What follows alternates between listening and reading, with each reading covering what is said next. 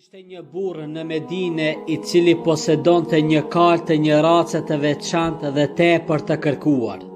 Kështu që një ditë erdhi një person I quajtur Rebi I cili dëshironte ta blinte këtë kalë me çfarëdo lloj çmimi, por për fat të keq pronari I tij e refuzoi në mënyrë të prerë.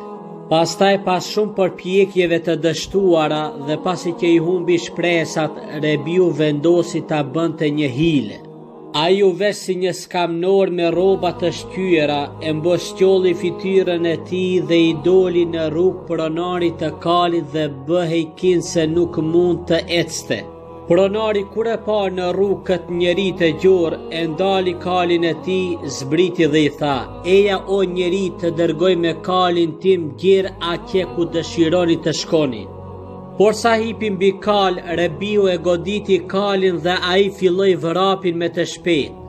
Pasi që u sigurua se më nuk do ta kapte, e ndali kalin dhe u kthye ka pronari e me zë të lartë I tha: more burr, ta kërkova kalin me monedha ari, ti nuk ma shite, tani ta mora pa asnjë lek."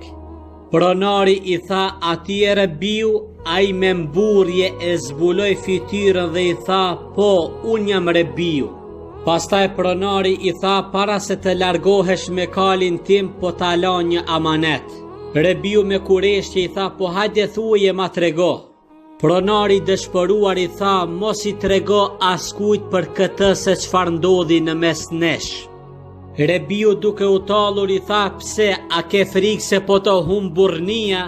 Pronari I tha: "Nuk po kam frikë se më humb burrnia, por kam frikë se do të humb mirësia dhe zemërgjerësia në mesin e njerëzve." Pastaj Rebiu e kuptoi se çfarë kishte për qëllim, zbriti menjëherë nga kali, ia ktheu atij dhe I tha: "Merre kalin tënd, more burr, se mirësia jote e mundi dredhin time."